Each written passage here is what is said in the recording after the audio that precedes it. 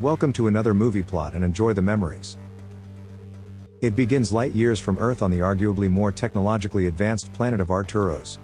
Beneath its futuristic surface is an underbelly of criminal activity where a fleeing bank robber retreats into a laundromat from the 90s. He finds it filled with these plump women who clearly have their children on the same diet, so he uses them as widely effective body shields. The police captain requires the mayor to call in the big guns, but Mr. Considerate doesn't want some fatties splattered all over the street during election week. Unfortunately for him, the slightly inebriated one-man army brick Bardo wanders onto the scene anyway despite the suspension. He never removes his sunglasses even when it's nighttime, which also probably contributes to him stumbling into the laundromat to clean his drawers. Now with the women strapped to himself like slabs of body armor, Bardo whips out the most powerful handgun in the universe. Threatening to fire the Groger blaster through the terrified caviar vest, it causes them to faint and crush their skinny wearer. Maybe he survives, but it gives two of the Butterballs cardiac arrest, so instead of being hailed a hero, the mayor gives our boy a hard time. At least one little plumpling shows gratitude for the unconventional agent saving his mother's life before Bardo returns to his perpetually dark apartment. He turns on the news to find out that he's being framed for killing 3.6 of the laundromat hostages and 1.4 of the children, whatever that means. Suddenly bullets fly in through the window as a local gangster has come to kidnap the detective and deliver him to his boss. When Bardo wakes up, he's greeted by his greatest adversary and lifelong rival Sprug, whose entire body's been blown away by Bardo during various fights over the years and left a floating head on a life support hoverboard. They plan to kill Bardo with his own gun, but he uses a magnetic ham thingy to retrieve it and reduces the two goons into bolognese. Somehow one of them survives as just a splattered head and cigarette arm and enough spunk to ask the policeman what he thinks he's looking at. Bardo says nothing, but in his distraction allows Sprug to escape in his spaceship, so Bardo appears in his own that we'll just say he found. The onboard computers warn them not to enter something called an energy band, but neither follow basic safety instructions and fly straight into it. They come out the other side and crash land on Earth, where people are about 6 times larger than on Arturos, but the crime level's about the same. Landing in the northernmost borough of New York City, we're shown various other gangs being forced out of the Bronx by Braxton Red. There's also the stereotypical young Hispanic single mother Debi, who wants to rid the neighborhood of these scumbags and kicks one off her corner. She brings up at a community meeting to the police chief that the people expect him to do more to protect them, but he don't care. When Debi's walking home from that success, she gets abducted by the dealer and his 2 friends, as the 5-foot girl was just too ferocious for one man to defeat alone. They drive her out to a construction site where Jackson's just as hopeless as the first guy, and I'm not kidding when I say it takes all 3 to capture Debi. Bardo wakes up in his spaceship and departs to find Hector pouring petrol on his victim with the intention of setting her on fire.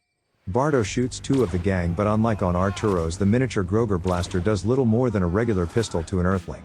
It only kills one of them, so I guess that's no different than before, but at least the injured Hector has a body left to run away with.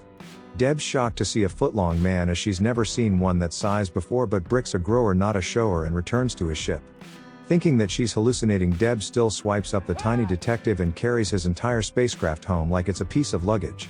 When they arrive at her apartment, he's almost thrashed to death like a new goldfish by Debi's excited son Kevin, who thinks he's a new toy. The Microman emerges from the safety of his ship and blows the corner off the dining table to kill a cockroach, as that thing was about half his size. They pick up quickly that he's an alien needing to get home, and Bardo's nightmares made even worse when everybody just keeps calling him little. Meanwhile, Braxton and his gang find Sprug and almost shoot him in his ugly little face, but he manages to talking head his way out of it. In trade for helping, he offers them what he calls a dimensional bomb, so Brax agrees, as he likes the sound of having his dimension ripped open, I guess. He returns to his gang's hideout and puts a bullet in Hector after hearing that he tried to burn Debi alive and I guess didn't get the memo. The leader has a shoehorned crush on the single mother for some reason, even though they never cross paths, and I think this is his girl. The surviving thug's made to feel crazy for talking about a living Dollman, despite Braxton literally having one in his handbag.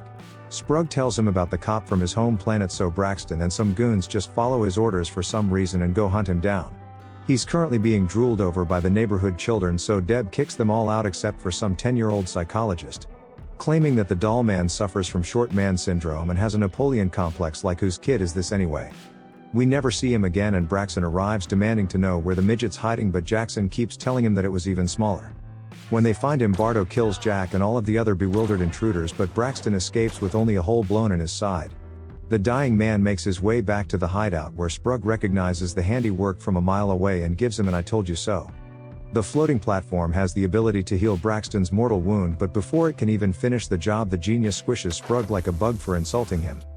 Having just lost his lifelong arch-nemesis like a sat on grape, Bardo hides from the police who actually showed up this time but just leave Deb to clean up the mess. That night he tells Debi how his wife and children were murdered by Sprug while she tells him how her homeboy boyfriend knocked her up with Kevin then died.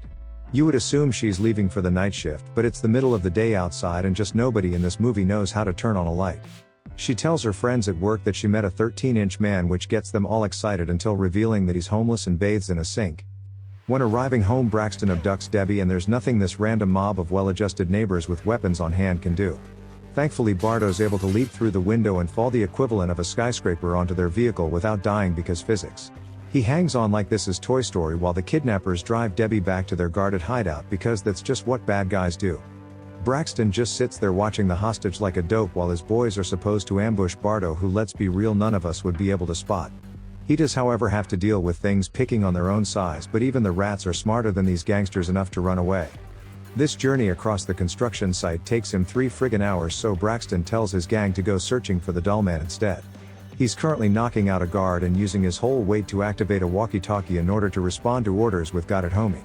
When the gang all get in their vehicles and are about to depart, the thick-headed thug wakes back up and a huge shootout ensues.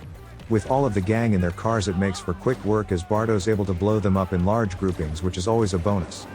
The entire gang are killed or run away, like Debi, who luckily only has Braxton shooting at her because he has the marksmanship of a stormtrooper. He chases her into a building, deciding that now's the time that he's going to kill her, but somehow, despite having the stride of a pigeon, Bardo catches up. Using the classic mirror technique to flank Braxton, the Dollman blows off his gun arm and prepares to finish the job. Suddenly a crispy fried Joe Blow steps out, Uzi's akimbo firing at the action figure, but he's also a crap shot, so Bardo just ends his misery. Dropping his gun in the process, Brax picks it up and luckily has skinny fingers because this would look real silly otherwise.